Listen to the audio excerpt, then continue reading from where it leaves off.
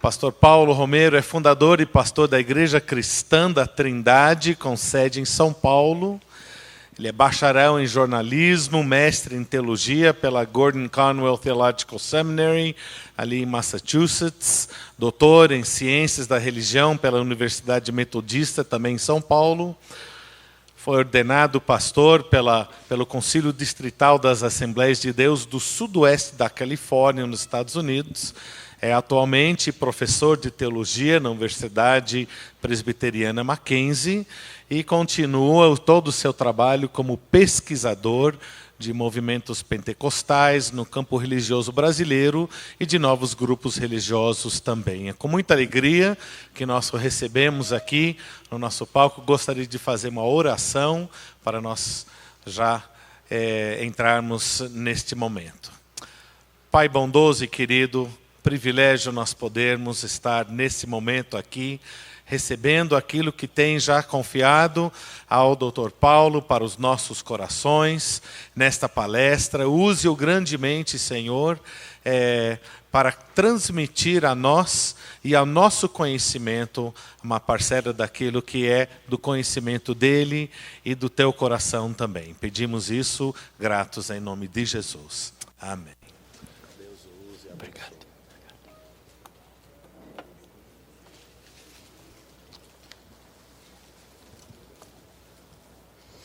Bom dia, irmãos.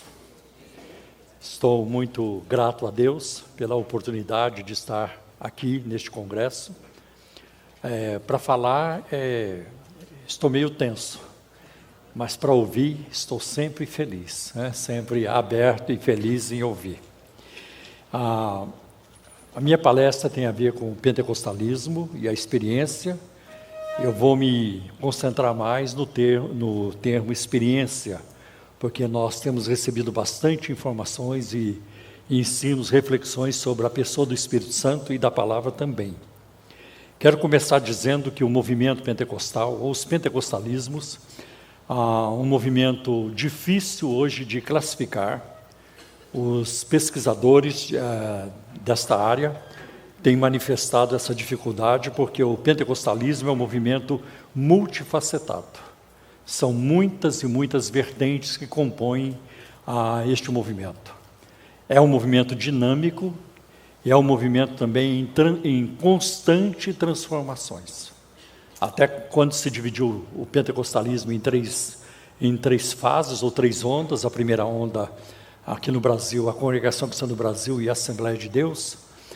Depois, a partir da década de 50, a segunda onda com o Evangelho Quadrangular, a Deus e Amor, o Brasil para Cristo e outras comunidades que foram se pentecostalizando. E depois, o neopentecostalismo, a partir da década de 70, foi iniciado com a Igreja Universal do Reino de Deus. E hoje nós não sabemos mais o que temos. Antigamente falava-se neopentecostalismo, pós-pentecostalismo, isopentecostalismo, deuteropentecostalismo, mas hoje nós não sabemos mais o que nós temos. Não se sabe mais como classificar, por exemplo, o Valdemiro Santiago, em que categoria colocá-lo. E outros que surgiram depois dele. Então, fica muito complicado essa classificação. Talvez estejamos na era pós-neopentecostalismo, ou pós-protestantismo, ou neoprotestantismo. Tem muitas formas aí de tratar isso. Quanto à experiência, o conceito de experiência em geral está intimamente relacionado com o conjunto dos sentidos. Tato, audição, paladar, visão, olfato, e que estes, por sua vez, interagem com a cognição do agente. Experiência, do latim experientia, é a ação e o efeito de experimentar, realizar ações destinadas a descobrir ou comprovar determinados fenômenos. O procedimento é bastante habitual no âmbito dos trabalhos científicos, com o propósito de averiguar uma hipótese. O resultado de uma experiência fornece validade ou não. O resultado de uma experiência fornece validade ou não a uma teoria. Cada vez que a experiência é replicada, é reproduzida por outros cientistas e que se obtém os mesmos resultados, essa validade vai sendo reforçada. A Bíblia, ela está cheia de experiências de Gênesis e Apocalipse, como também a história da igreja. São muitas as experiências, em todas as vertentes do cristianismo, no catolicismo romano e depois no protestantismo também. E eu quero trazer para vocês algumas experiências que julgo válidas, ou que julgo que foram interessantes e que até hoje podem abençoar uma ou outras pessoas. Por exemplo, Blaise Pascal, matemático, físico e filósofo francês. Pascal conheceu o Evangelho por influência do jansenismo, um movimento dentro da igreja fundado pelo bispo holandês Cornélio Jansen, que preconizava uma reforma católica com base na igreja primitiva e uma espiritualidade interior. No caso de Pascal, a conversão se deu em uma data precisa, 23 de novembro de 1654, numa segunda-feira à noite, das 10h30 da noite, mais ou menos, até cerca de 00:30, em um lugar determinado, em seu quarto, enquanto lia a sós a oração sacerdotal de Jesus em João 17. Blaise Pascal experimentou o que ele descreveu como uma conversão definitiva. Ele descreveu ver uma visão clara da crucificação. E ele cita, das 10h30 da noite até 00:30, Deus dos filhos de Abraão, Deus de Isaac, Deus de Jacó, e não dos filósofos e dos sábios. Certeza, sentimento, alegria, paz. Deus de Jesus Cristo, meu Deus e seu Deus, o teu Deus será o meu Deus. Aí ele fecha aspas. Na mesma ocasião, ele registrou essa experiência em um pedaço de pergaminho. Como esse escrito estava costurado no forro do seu casaco, quando morreu, 8 anos depois, supõe-se que Pascal o tenha carregado na roupa o tempo todo. Então, uma forte experiência de um homem de conhecimento, de um filósofo. Também há um livro chamado O Verdadeiro Avivamento, de John Armstrong. Um livro que trata da questão do avivamento de uma forma, até do ponto de vista tradicional. E ele conta logo no início do livro que numa igreja nos Estados Unidos, uma igreja tradicional, de linha reformada ou tradicional, uma igreja que tinha um tamanho significante. Ela realizava 2 cultos no domingo pela manhã, e o primeiro culto, depois o pessoal saía do primeiro culto para que o povo entrasse para o segundo culto. E o pastor fez tudo o que ele fazia nos últimos 15 anos. Foi para o seu gabinete pastoral, orou 15 minutos e depois foi para o culto. Mas naquele dia as coisas saíram do controle. Deus agiu de uma forma tão diferente, sobrenatural, que o primeiro culto só foi terminar lá pelas 2h da tarde. E o povo que vinha chegando ia também entrando na igreja para o segundo culto, e a igreja superlotando, e todos iam para o joelho, se ajoelhavam, e houve um quebrantamento, houve muito arrependimento, muita confissão, e assim por diante. Então, são experiências, são atos soberanos de Deus, que eu vejo quando Deus decide fazer algo no meio do seu povo. Não podemos ignorar a experiência de Saulo de Tarso, em Atos 9. Aliás, ali a experiência precedeu a palavra, porque geralmente a palavra precede a experiência. Mas depois Paulo ensinou seus leitores de que o importante é a palavra, para depois vir a experiência. Tanto que em 2 Timóteo, no capítulo 4, versículo 2, ele diz a Timóteo, pregue a palavra. Ele não disse a Timóteo, pregue sonhos, pregue visões, pregue revelações, pregue experiências. Embora essa é a minha convicção, eu creio que existe espaço para tudo isso na vida espiritual.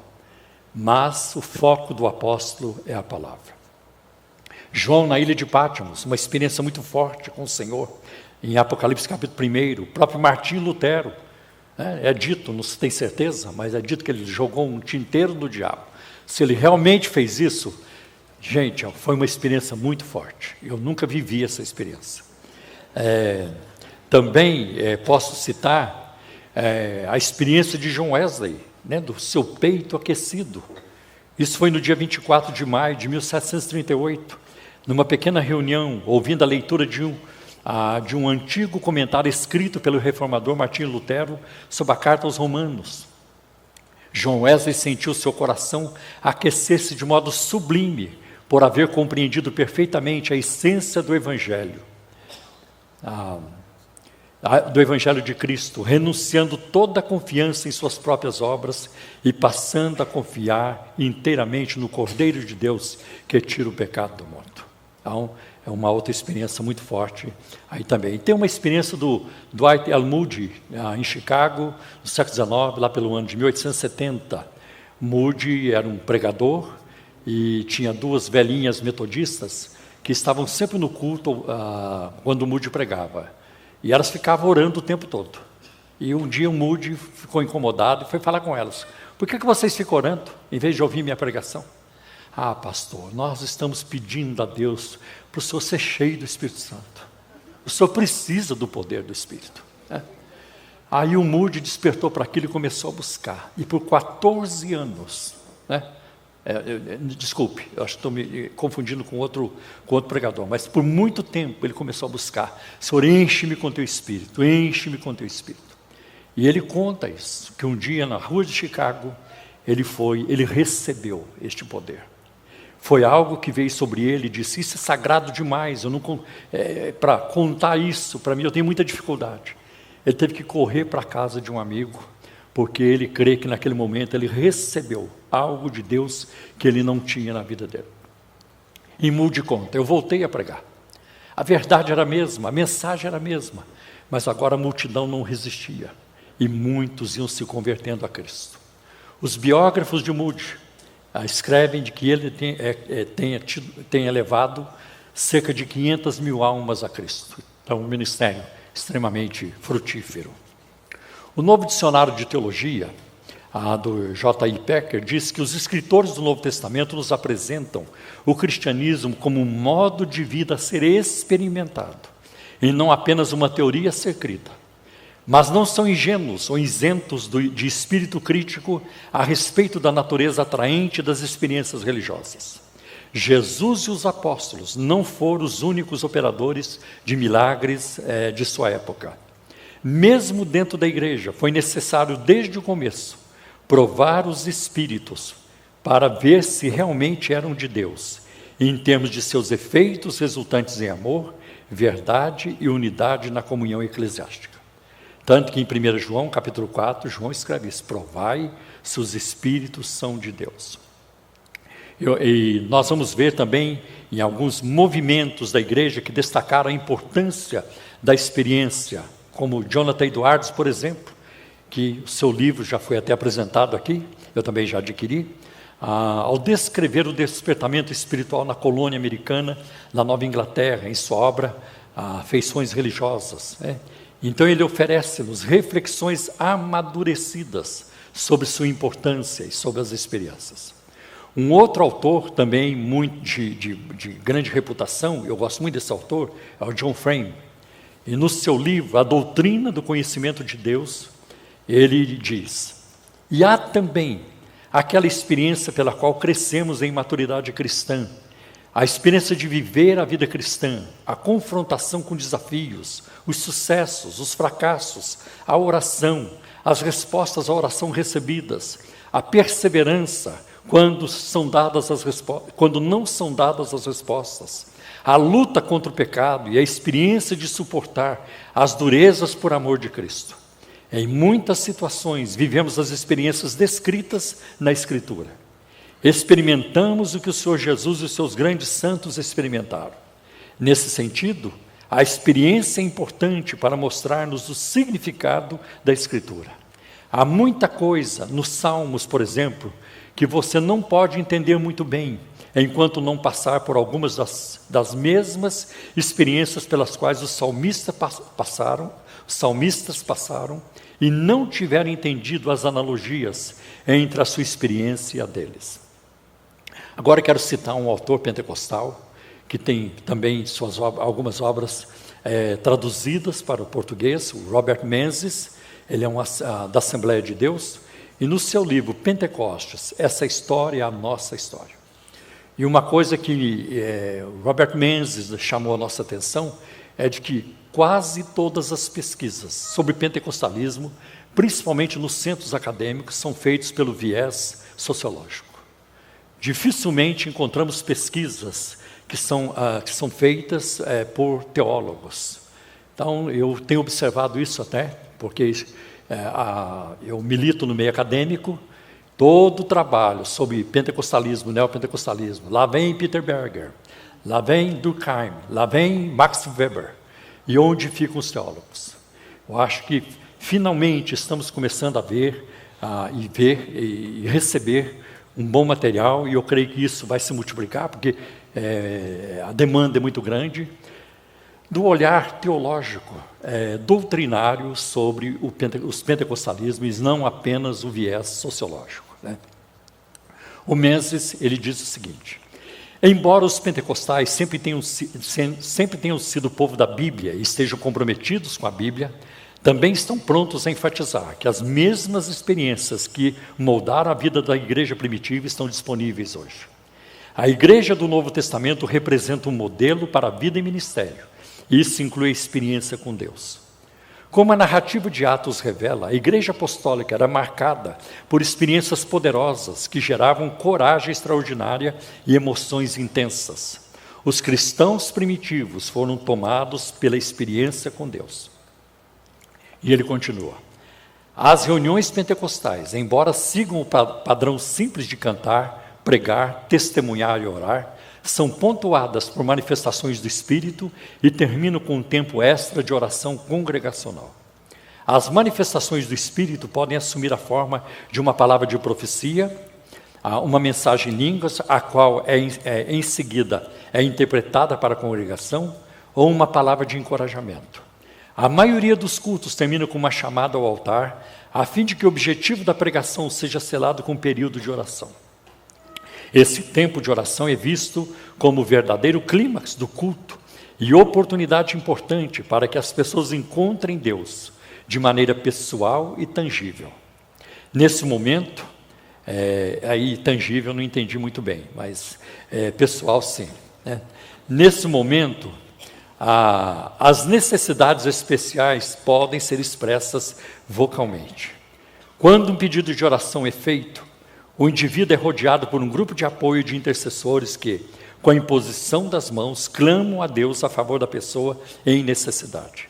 Rotineiramente, os doentes são ungidos com óleo e a oração de cura é feita. Aqueles que lutam com tentação ou vícios podem ser banhados em oração, sendo que a oração se prolonga até que haja a sensação de libertação ou de vitória espiritual. Embora esse tipo dinâmico e participativo do culto de adoração seja talvez menos comum nas grandes igrejas pentecostais do Ocidente, mesmo nessas igrejas, há grupos pequenos em que esse tipo de experiência é encorajado e estimulado. Tudo isso cria um tempo interessante e emocionante. Os cultos pentecostais raramente são maçantes, diz ele. Eu também oro pelos enfermos. Às vezes eu oro por uma pessoa, ela piora. Às vezes eu oro por uma pessoa, ela morre. E às vezes eu oro, ela é curada. Então eu não tenho... Para mim, orar pelos enfermos é como pregar o Evangelho. Às vezes eu prego, a pessoa rejeita. Às vezes eu prego, a pessoa recebe e aceita. Porque eu não tenho poder para salvar. Eu só posso pregar. Quem tem o poder para salvar é o Senhor. A mesma coisa na oração, podemos orar. Mas cabe a Deus a resposta e o agir pertence ao Senhor. No seu livro Dom de Profecia, do Wayne Grudem, ele apresenta evidências da existência do dom de profecia em vários momentos da história da igreja, portanto a experiência. Ele fala de John Knox, que esperava que seus líderes tivessem o dom de profecia, e John Knox, ele registra profecias de John Knox que se cumpriram. Também ele fala da Confissão de Westminster, sobre as Santas Escrituras. Quando a Confissão de Westminster fala sobre as Santas Escrituras, se não me engano no artigo 10º, fala de espíritos particulares, isto é, revelações pessoais, colocados no mesmo nível dos decretos de concílios, opiniões de escritores antigos e doutrina de homens. Só que a confissão coloca isso. Tudo isso deveria estar subordinado ao Espírito Santo por meio das Escrituras. Todo julgado à luz da Bíblia. O Gruden cita ainda William Bridge, Richard Baxter e o Spurgeon. Spurgeon é o meu guru, no bom sentido, né? Não tem ninguém que me influenciou mais do que o Spurgeon, batista, 5 pontos calvinista. Tá? Mas ele era também usado na experiência. Uma vez ele estava pregando, e tinha um homem sentado assim, perto do púlpito, na frente, e de repente ele disse: olhem para este homem. Domingo passado ele trabalhou. E ele ganhou 4 centavos. Naquela época, 4 centavos, né? É um bom dinheiro no século XIX. E ele ganhou 4 centavos. Por 4 centavos, este homem vendeu a alma para o diabo. E aquele homem se arrependeu, começou a frequentar a igreja do Spurgeon, só que agora ele não sentava mais na frente, sentava lá atrás, para fugir de qualquer futura experiência. Né? Numa reunião de oração, muita gente estava reunida. De repente, Spurgeon aponta para um rapaz sentado no meio do auditório. Você assim, assim, com a roupa assim, assim. Você furtou uma ferramenta do teu patrão. O Espírito Santo está dizendo para você se arrepender. Gente, o grande Spurgeon. Então, eu creio que isso são atos soberanos de Deus. Quando alguém perguntava para o Spurgeon, como é que acontece isso? Eu não sei explicar isso. Eu falo, e quando eu falei, é a verdade. Né? Em termos de experiência, a minha conversão foi uma experiência muito dramática. Muito dramática. Né? Eu passei 5 anos da minha vida no seminário católico, preparando-me para ser padre. E me lembro da sede espiritual que eu tinha naquela época. Quando eu descia do 4º andar do dormitório, quando eu tinha certeza que todos estavam dormindo, meus colegas, nós éramos em torno de 200, mais os padres, eu sabia que eles estavam dormindo, eu ia para a capela, 2 horas da manhã, 1 hora da manhã, para rezar. Ia para a frente do sacrário. Depois eu ia para o altar lateral, onde a Nossa Senhora estava com o menino Jesus no braço, e eu rezando, numa busca, numa sede, numa crise tremenda. E eu gritava com Nossa Senhora: fala comigo, né? move os lábios. Né? Bom, depois de um tempo, depois de 5 anos, eu saí do seminário, não quis mais saber de religião, me tornei assim, um pecador normal. Eu não fui assim...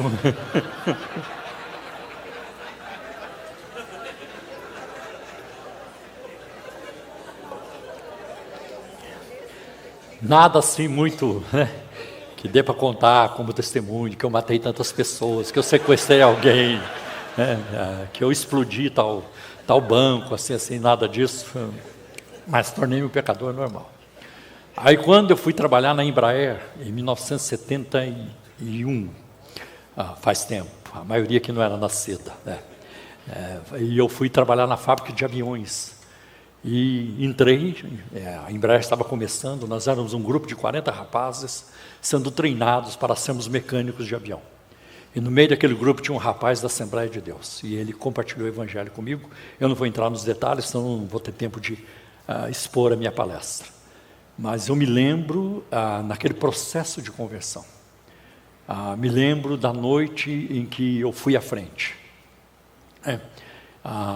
Em que eu fiz uma decisão. 11 de novembro de 1971, numa quinta-feira, na Rua Carvalho de Araújo, 407, em São José dos Campos, né, numa Assembleia de Deus. Naquela noite eu fui à frente. E o que aconteceu comigo? Eu já estava preparado. Por quê? Porque estava lendo a Bíblia. E o Cláudio, lá na fábrica, perguntou: você tem uma Bíblia? Eu tenho uma Bíblia católica em casa. Que a minha irmã tinha deixado a mala, abri a mala, tinha uma Bíblia católica no meu quarto de pensão. Então eu chegava em casa e ele falava umas coisas para mim e dizia: isso não está na Bíblia, você tem Bíblia? Tem uma Bíblia católica, examina. E eu chegava na pensão, abria a Bíblia católica, coisa estranha. Ele é protestante, eu sou católico, o que ele está falando está aqui. Às vezes, surgiu um desejo muito grande de ler a Bíblia. E teve uma época que eu lia muito o Evangelho de João, principalmente do capítulo 13 ao 17. Eu ficava ali, 13 ao 17. Às vezes chegava bêbado, meu quarto de pensão, pegava a Bíblia na mão, encostava na parede, meio grogue, e lendo, e eu chorava. Né? E lia, quando não estava bêbado também eu lia.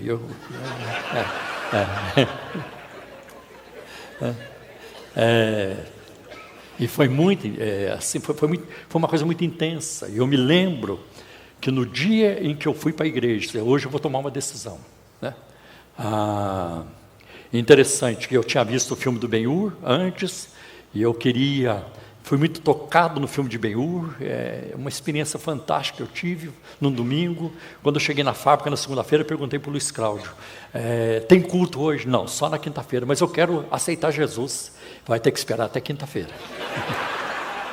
Essa era a ideia na época, que você tem que esperar o culto. Aí a hora que fizer um apelo, você vai à frente. Falei, então eu vou aproveitar para fumar um pouco mais, porque depois eu vou ter que parar. Aí na quinta-feira eu saí da fábrica, fui para a pensão, tomei um banho, jantei, peguei a Bíblia Católica, embrulhei no jornal, para ninguém saber que era a Bíblia, e fui para a igreja. Quando eu cheguei lá, eu devo ter chegado uma meia hora antes do culto. Não tinha quase ninguém, umas 2 pessoas lá preparando o culto. Eu cheguei, dobrei os meus joelhos, e pela primeira vez na vida, falei com Deus de forma real. E eu me lembro exatamente o que eu falei, eu me lembro daquele momento, inesquecível para mim. E eu disse, general, o teu soldado está aqui. Se houver espaço nas fileiras, eu estou pronto para a luta. E eu, assim, fui tomado de um pranto que sacudia todo o meu corpo. E eu chorava, e eu chorava, e eu chorava. Assim, um pranto que sacudia o meu corpo. Mas o que eu sentia? Eu sentia como que um rio passando por dentro de mim, e me lavando, e me limpando. Né? Foi uma experiência muito dramática. Agora, eu louvo a Deus, que a experiência que eu vivi, ela foi provocada pela Bíblia. Foi através da leitura da Bíblia. Mesmo eu enxergando Maria no texto, e João, e Pedro, e André, e os discípulos, mas é Cristo. Cristo tornou-se minha maior paixão, meu maior tesouro. Né? Porque a vida cristã, ela não se consiste de você ter título, ter cargo, de você nem escrever livro como eu já escrevi. Né? Ainda vou continuar escrevendo. Não se consiste nisso. Se consiste em paixão por Cristo. Né? Se consiste na intimidade com o Senhor Jesus. Bom, eu quero rapidamente falar sobre a hermenêutica pentecostal e a experiência. A hermenêutica e a experiência nos pentecostalismos. Na segunda conferência anual da Sociedade para os Estudos Pentecostais, há vários anos, realizado na cidade de Oklahoma, Gordon Fee, que é um teólogo pentecostal, assembleano, ele declarou: 2 observações deveriam ser feitas sobre a hermenêutica dentro do movimento pentecostal tradicional. A primeira é a sua atitude para com a Escritura, que tem regularmente incluído um desprezo geral pela exegese científica e pela hermenêutica cuidadosamente refletida. Na verdade, a hermenêutica simplesmente não tem sido algo pentecostal. A Escritura é a palavra de Deus e é para ser obedecida. No lugar da hermenêutica científica, desenvolveu-se uma espécie de hermenêutica pragmática. Obedece ao que pode ser tomado, literalmente, e espiritualize, alegorize e devocionalize o restante. A segunda, provavelmente justa e importante, é observar que, em geral, a experiência dos pentecostais tem precedido a hermenêutica. Num certo sentido, o pentecostal tem a tendência de fazer exegese com base em sua experiência. Ironicamente, agora é uma declaração do professor Alderi Souza de Matos, na sua obra Fé Cristã e Misticismo, e outros que com ele escreveram. Ele diz o seguinte: ironicamente, o neopentecostalismo se desenvolveu no chamado campo antiliberal conservador e fundamentalista dos Estados Unidos, mas é ele que abriga as mais estranhas formulações teológicas, que tem como resultado a subordinação das Escrituras à experiência, e a relegação da Bíblia a uma posição de fonte secundária de conhecimento. Pode-se dizer, mas nenhum pentecostal afirmará que a Bíblia é fonte secundária. Já nos referimos anteriormente como, no pentecostalismo, houve uma guinada salutar nos últimos anos, exatamente porque não conseguiram deixar que as experiências suplantassem a palavra escriturada. Assim, muitos retroagiram de certos exageros exatamente pelo amor à palavra. Ela termina falando mais alto, junto com o testemunho do Espírito nos corações. Então, ele percebe que houve uma melhora. Mas no neopentecostalismo, inclusive nos seus enclaves, nas denominações históricas, por mais que seus integrantes se declarem defensores das Escrituras, a importância atribuída aos fenômenos, maravilhas e novas revelações os empurrarão à incômoda consequência prática de lerem na Bíblia a sua fonte, de terem na Bíblia a sua fonte secundária de conhecimento. Dois autores, Emílio Nunes e William Taylor, reconhecem os vários aspectos positivos do movimento neopentecostal, tais como as conversões, as transformações morais, não são todas, né? E espirituais das pessoas, a alegria e o entusiasmo com que passam a assumir suas responsabilidades cristãs para com a família e a igreja local. Apesar disso, esses autores também expressam suas preocupações com o movimento e declaram: não podemos negar, muito menos opor-nos aos resultados positivos do movimento. Louvamos ao Senhor por esses resultados. Mas, ao mesmo tempo, reconhecemos que, falando de forma geral, a principal preocupação é dar mais ênfase à experiência do que à teologia. As emoções têm exercido o papel mais importante nesse movimento. A tendência geral tem sido enfatizar as experiências ao invés do conhecimento das Escrituras. Existe, consequentemente, o perigo do subjetivismo. A voz interior do coração fala mais alto do que a voz externa da palavra de Deus. O relacionamento adequado entre a verdade revelada e a experiência deve ser cuidadosamente mantido, uma vez que a revelação precede a experiência cristã. Os cristãos não fundamentam suas ideias e decisões na experiência, mas sim na revelação de Deus. A experiência pode apenas confirmar as decisões acertadas. Bom, como a minha palestra tem uma proposta de apontar os acertos nos discursos pentecostais e os erros também, então eu quero falar de alguns acertos, fazer jus a este movimento. Primeiro, a posição em relação à Bíblia dos pentecostais. Para os pentecostais, a verdade divina pode ser transmitida em cânticos, testemunhos, pregações ou dons espirituais. Mas, segundo eles, tudo deve estar de acordo com a Bíblia. Os pentecostais clássicos, aí principalmente a Assembleia de Deus, abraçam o mesmo princípio da Reforma Protestante de que a Bíblia é a única regra de fé e prática, como se pode observar a seguir. Agora eu vou citar para vocês a declaração da Assembleia de Deus. Aí a Assembleia de Deus, em 2017, ano passado, publicou uma declaração de fé ampliada, com 262 páginas. Ela sentiu necessidade de fazer isso. E olha a posição da Assembleia de Deus sobre a Bíblia. Nossa declaração de fé é esta: cremos, professamos e ensinamos que a Bíblia Sagrada é a palavra de Deus, única revelação escrita de Deus dada pelo Espírito Santo, escrita para a humanidade, e que o Senhor Jesus Cristo chamou as Escrituras de a palavra de Deus. Que os livros da Bíblia foram produzidos sob inspiração divina. Toda a Escritura é inspirada por Deus e útil. 2 Timóteo 3,16. Isso significa que toda a Escritura foi respirada ou soprada por Deus, o que a distingue de qualquer outra literatura, manifestando assim o seu caráter sui generis. As Escrituras sagradas são de origem divina. Seus autores humanos falaram e escreveram por inspiração verbal e plenária do Espírito Santo. Aí ele cita, a declaração cita 2 Pedro 1:21. Deus soprou nos escritores sagrados, os quais viveram numa região e numa época da história e cuja cultura influenciou na composição do texto. Esses homens não foram usados automaticamente. Eles foram instrumentos usados por Deus, cada um com a sua própria personalidade e talento. A inspiração da Bíblia é especial e única, não existindo um livro mais inspirado e outro menos inspirado, tendo todos o mesmo grau de inspiração e autoridade. A Bíblia é a nossa única regra de fé e prática, a inerrante, completa e infalível palavra de Deus. A lei do Senhor é perfeita, é a palavra de Deus que não pode ser anulada e a Escritura não pode falhar. Então, você encontra essa declaração de fé no site da Assembleia de Deus, assim por diante. Eu fiz uma pesquisa rápida, eu reconheço, uma pesquisa meio superficial, mas eu procurei a declaração de fé da Igreja Apostólica Plenitude do Trono de Deus, do apóstolo Agenor Duque, não encontrei. Depois eu procurei a declaração de fé da Igreja Mundial do Poder de Deus, do Valdemiro Santiago.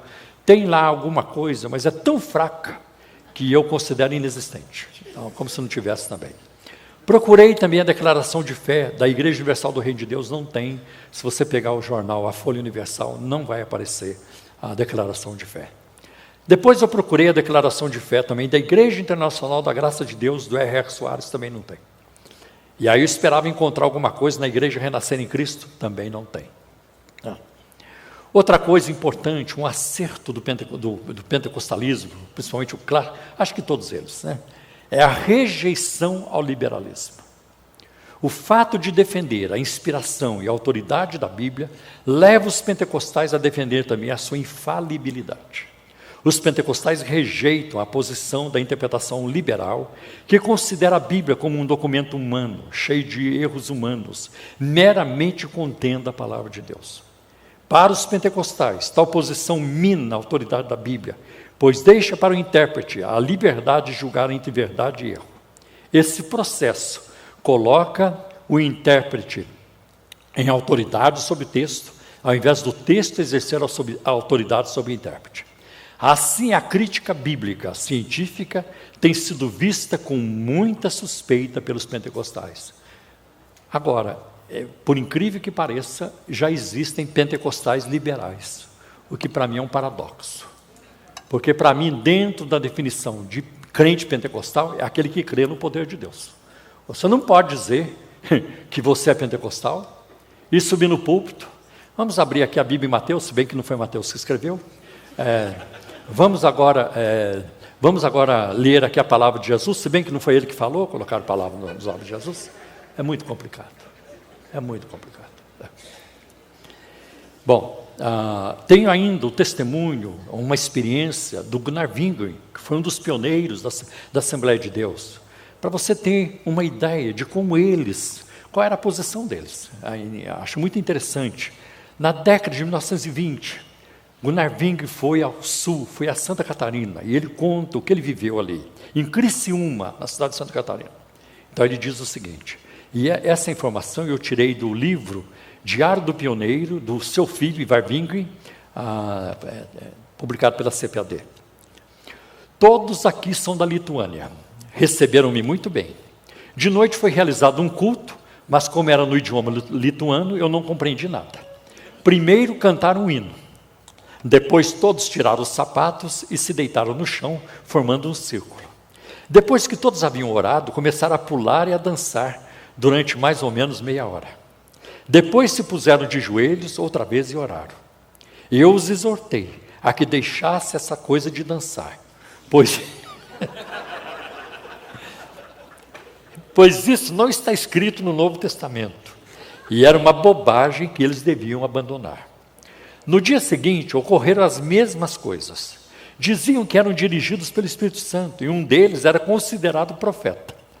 Eu então falei seriamente com ele e disse-lhe que não é por meio de profecia, de interpretação e de línguas que devemos ser dirigidos.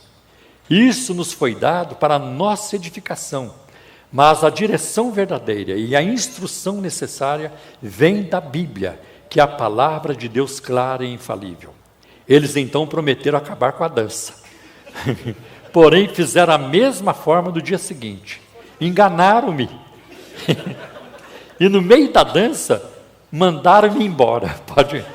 Eu então os deixei. Então você vê, a Assembleia foi iniciada aqui no Brasil com Daniel Berg e Gunnar Wingren. Então, o Daniel, ele orava pelos enfermos. O Gunnar Wingren era o pregador.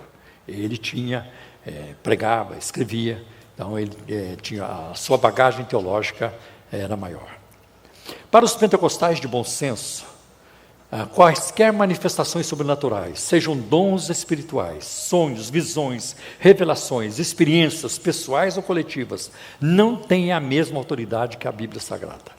Todos esses fenômenos devem ser avaliados à luz das Escrituras, única regra de fé e prática para o cristão. Agora, não tem como você controlar um movimento com milhões de adeptos. Então, aparece um pastor maluco ali, aparece outro pastor maluco ali, a turma está dizendo, é a Assembleia de Deus, é o Brasil para Cristo. Não é. E tem malucos também na IPB, eu já vi. Na Igreja Presbiteriana do Brasil tem maluco também, na Igreja Batista tem malucos. Tem. Toda a igreja tem. Não tem. Isso aí não é monopólio de uma ou outra igreja.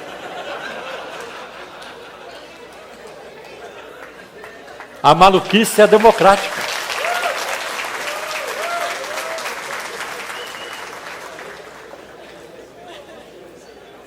Veja bem, em termos de pentecostalismo, me considero um privilegiado, porque a minha conversão se deu em 1971. Eu ainda conheci um pentecostalismo diferente daquele que existe hoje. Um pentecostalismo de renúncia, muito mais de pureza, de inocência, de motivação correta. Eu olhava para os homens daquela época, os homens de Deus, os pastores, eu dizia, eu quero ser igual a ele.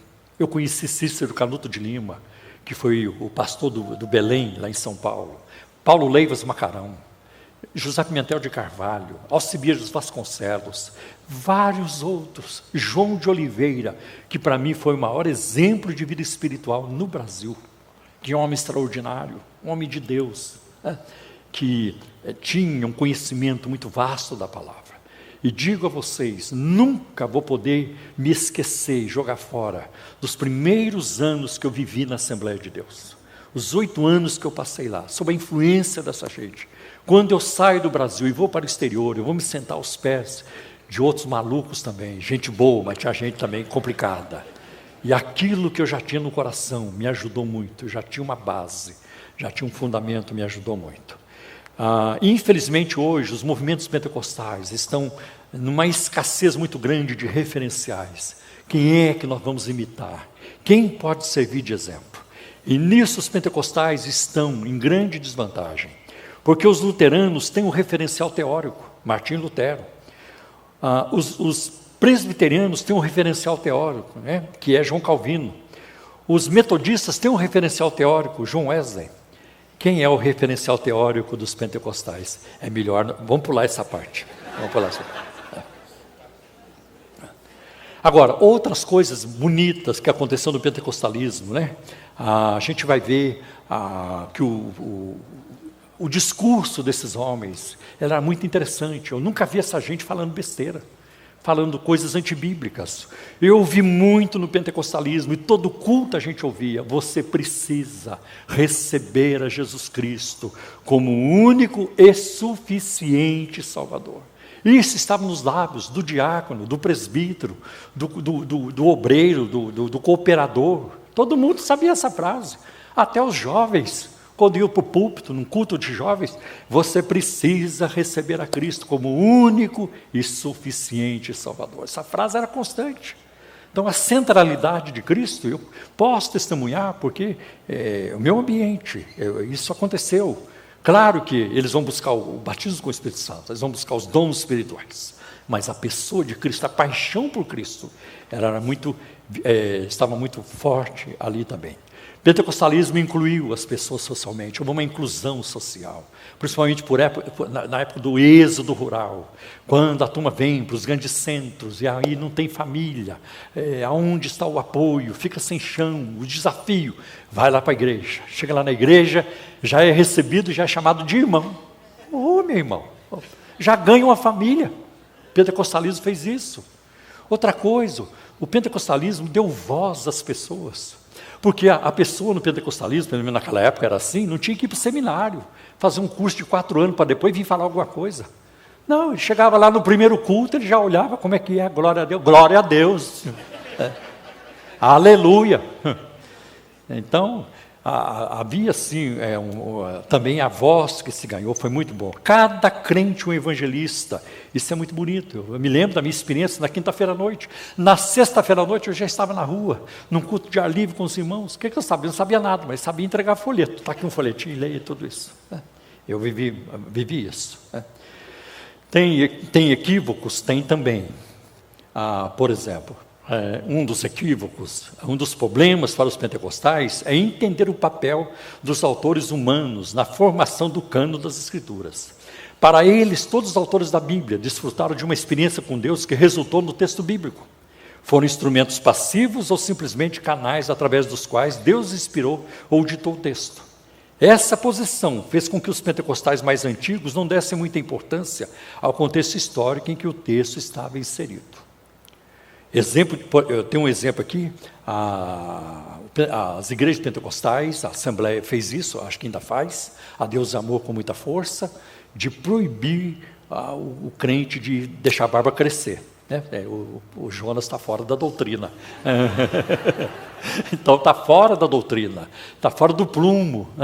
Então não podia isso. É como o bode, né? O irmão chegou na igreja como um bode velho, barbudo e assim por diante. Né?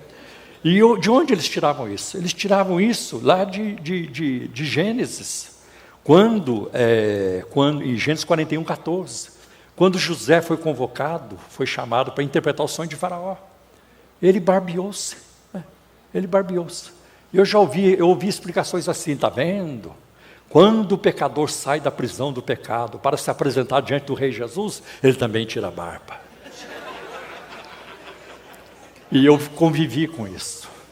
Até que um dia, lá na Califórnia, num curso do livro de Êxodo, com o Dr. John Ray, e ele nos mostrou várias imagens, várias figuras dos sarcófagos do faraó. E um faraó com uma barba muito grande, de fazer uma curva aqui no umbigo. Ele falou, está vendo? Essa barba do faraó não era real. Essa era uma barba postiça, falsa. O faraó que não tinha barba, tinha que arranjar uma barba, porque é o símbolo da autoridade do faraó. Foi por isso que José se barbeou.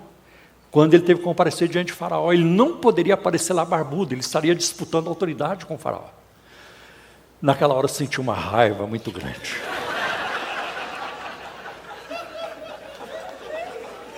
Que raiva que me deu. Foi libertador? Foi.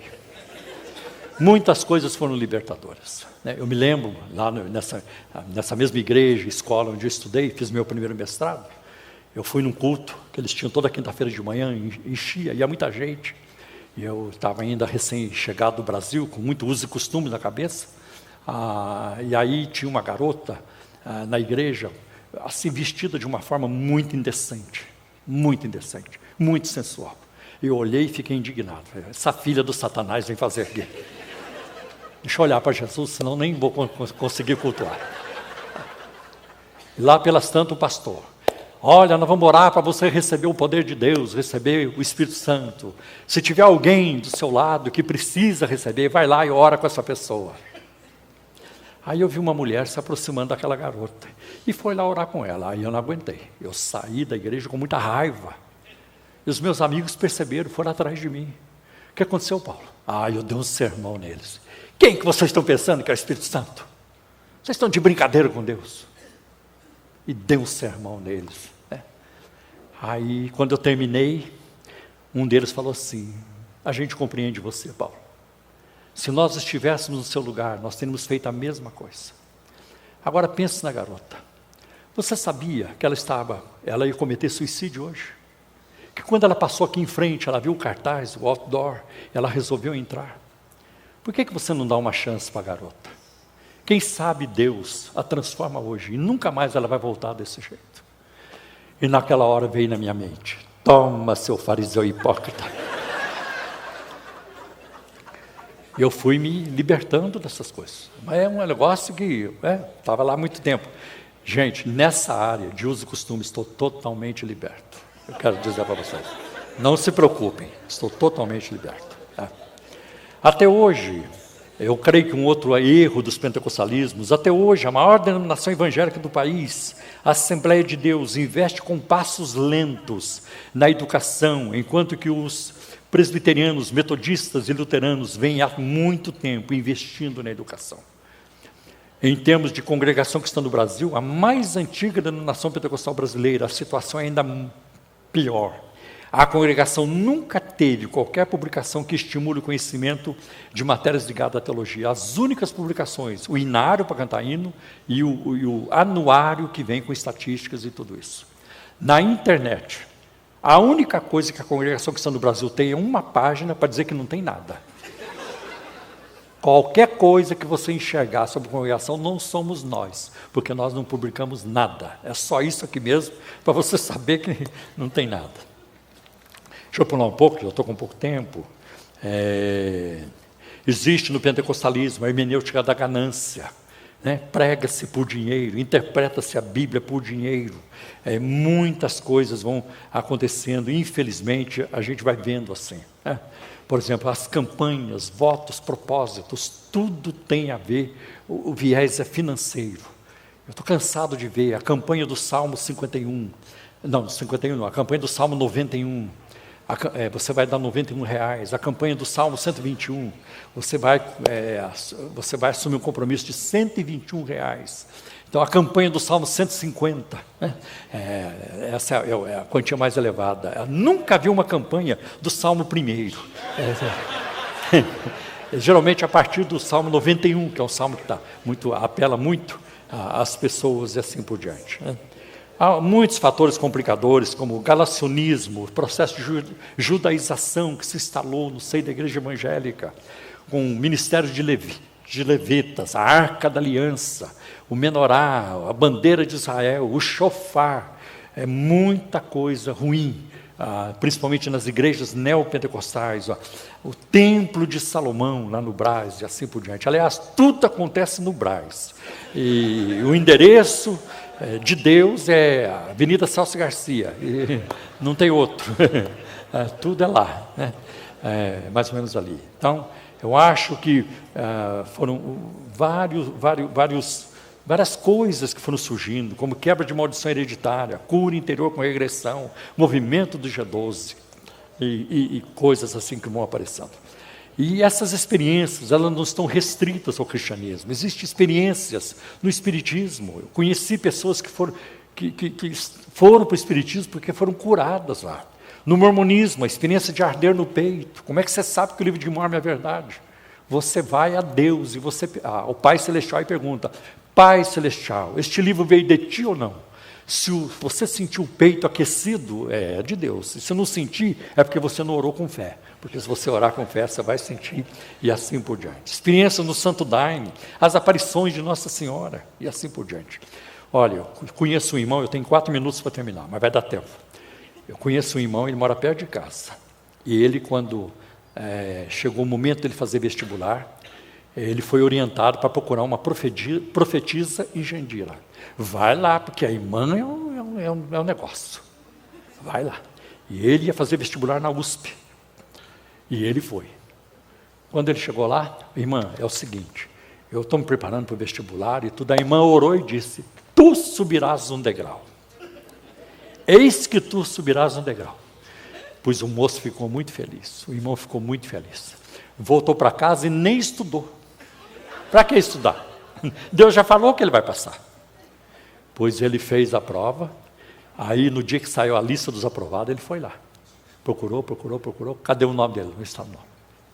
Aí voltou lá na irmã. Irmã, eu vim aqui, a irmã orou pelo meu vestibular, tudo isso. Agora saiu a relação dos aprovados e o meu nome não está lá, irmã. Irmão, foi o diabo que escondeu o seu nome.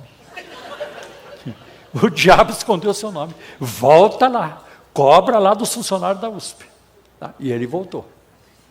E ele chegou lá no balcão da secretaria. Eu quero saber por que o meu nome não está na relação. Ah, peraí, vamos verificar. Vamos olhar e tal, verifica. Você não passou. Não, eu passei. Não, você não passou. Eu passei porque Deus falou que eu passei. Que mico. Que mico. E aí outras coisas vão acontecendo. É muito ruim o que a gente vê em muitos círculos neopentecostais. Tem, por exemplo, a unção de Manassés. A unção de Manassés funciona mais ou menos assim. Ela é tirada lá de Gênesis 41, 51, quando nasceu o filho, eu já vou, é capaz de passar uns 3 minutos. Lá de Gênesis 41, 51, quando Moisés teve um filho chamado Manassés. E Manassés significa o Senhor me fez esquecer. Então você imagina um auditório com 5.000 pessoas, e o apóstolo está na plataforma, e sobe uma turma para falar com ele. A primeira pessoa é uma mulher. Apóstolo, me ajuda. Que foi, irmã? Apóstolo, descobri que meu marido me traiu, foi embora com outra mulher. Ele pega um lenço vermelho, bota na cabeça da mulher e vai ministrar a unção de Manassés. Manassés 1, Manassés 2, vai até 7. Quando ele termina, ele pergunta para ela, irmã, o teu marido algum dia te traiu? Não, apóstolo, meu marido é um homem de Deus. Meu marido é um homem fiel. E o povo começa a aplaudir. Aleluia, glória a Deus. A unção de Manassés funcionou. Ela não se lembra mais da traição do marido. Aí vem um outro irmão, apóstolo. Faz 12 anos que eu estou preso no alcoolismo. A minha saúde está indo embora, apóstolo, me ajuda. Unção de Manassés. Aí, Manassés 1 até 7, quando tira o lenço, irmão, traz uma manguaça aí, traz uma pinga, traz uma bebida aí. Irmão, você está na casa de Deus, mas eu te autorizo agora a beber essa cachaça, ou sei lá, esse uísque. Não, apóstolo, eu não vou beber isso, eu nunca bebi na minha vida. E o povo começa a aplaudir. Aí vem uma outra pessoa. Apóstolo, me ajuda. Faz 15 anos que eu estou preso nas drogas, eu não consigo me livrar. Aí ele bota o lenço, o mesmo ritual, quando termina, traz um baseado aí, irmão. Eu acho interessante isso, né? Como é que eles conseguem esse baseado, né? Como é que a polícia não quer investigar de onde vem esse baseado? Traz o baseado aí, irmão. Aí tá, o apóstolo entrega para ele. Pode fumar que eu autorizo. Estamos na casa de Deus, mas eu autorizo. Não, apóstolo. Eu nunca fumei isso na minha vida.